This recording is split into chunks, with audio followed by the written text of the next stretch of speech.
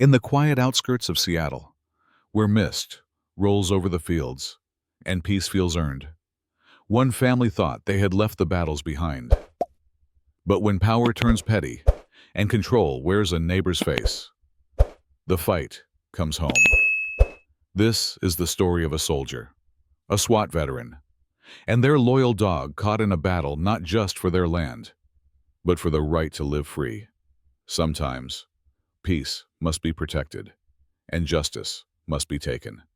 The morning sun bled gold across the misty fields as Carlos Delgado stepped off his porch, the familiar crunch of gravel grounding him in his routine. Life on the outskirts of Seattle had settled into a rhythm quiet, steady, honest.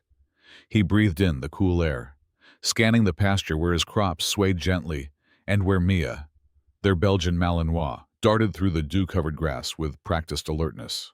Inside the farmhouse, Tanya Delgado stood at the sink, her eyes lingering on her husband through the window.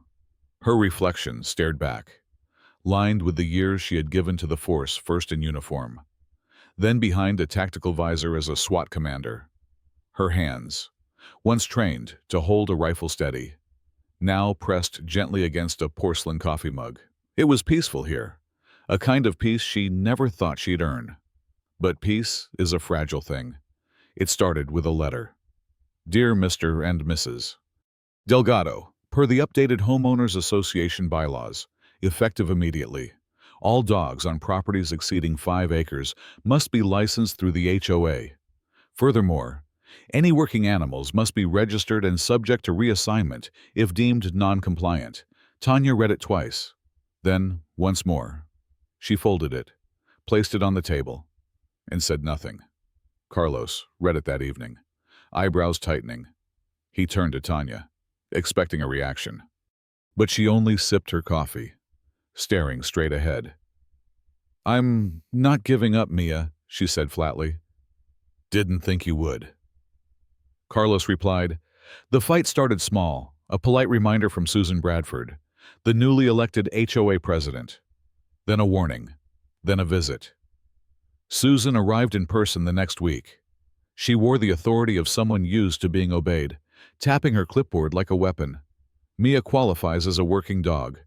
You can either reclassify her or relinquish her. Simple. Carlos smiled, with the same calm he once wore before firefights. Mia's family. And family doesn't fall under HOA regulations, Tanya added, voice cold and controlled. Susan's smile never reached her eyes. Rules are rules. Mrs. Delgado, I'd hate for this to escalate, but escalate it did. First came the surveillance, an HOA vehicle parked across the road for hours, then citations stacked in the mailbox. Finally, a formal notice the Delgados were in violation, and enforcement was imminent. That night, Tanya stood on the porch with Mia at her feet, her gaze fixed on the darkening woods. They're going to come, she said quietly.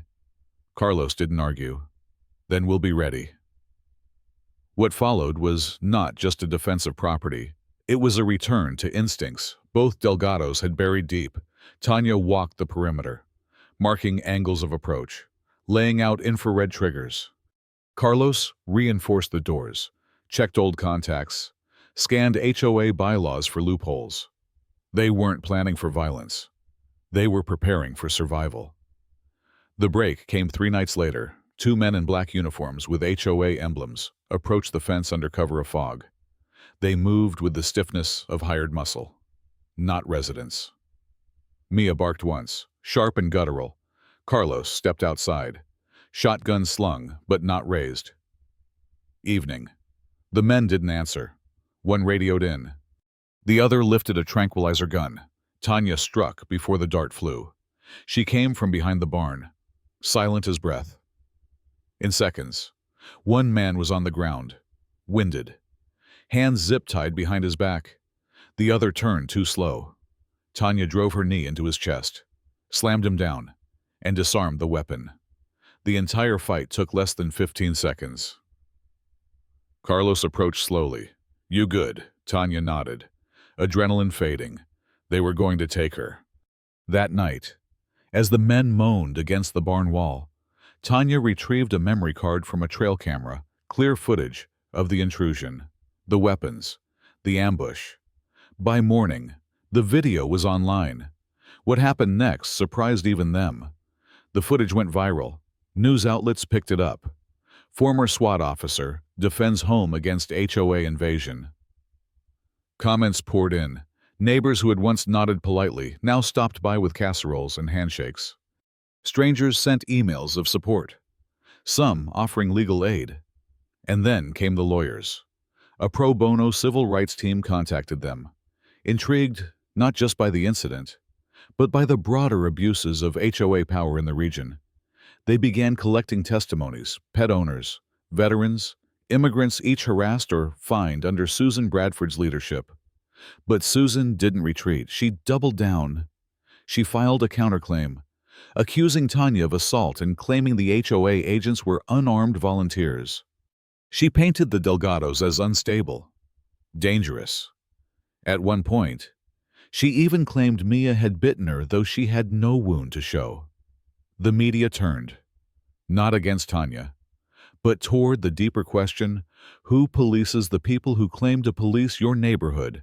At the hearing, Tanya sat in the courtroom beside Carlos, her posture straight, her eyes steady. Susan arrived with lawyers and a practiced scowl, but her confidence faltered when the footage was played. Every motion, every threat, every lie. Tanya stood to testify. She didn't speak like a soldier. She spoke like a woman who had spent her whole life fighting for something just out of reach: security, dignity, peace. "We didn't ask for a fight," she said, "but we were never going to back down when our family was threatened." The verdict came swift. The HOA's authority was ruled overreaching and unconstitutional in its enforcement. Susan Bradford was removed from her position and charged with misconduct, including unlawful surveillance and attempted seizure of property. But the court was only part of the victory. What lingered was the aftermath. People began to question the systems around them. HOAs across the state were pressured to revise bylaws. Tanya and Carlos didn't just win back their home. They sparked a conversation, one about power and fear, and where the line must be drawn. Months later, the farm returned to quiet. The sun still rose over the fields, and Mia still darted through the grass. Tanya found herself smiling again, more often than she had in years. One afternoon, a neighbor knocked on their door. She held a rescue pup in her arms. "Name's Ranger," she said. "He's a bit wild. Thought maybe Mia could help train him." Carlos looked at Tanya. Tanya looked at Mia. Mia barked once, as if saying, "Bring it on." They were no longer just a family. They were guardians of land, of truth, of each other. And the peace they fought for was now their own to keep.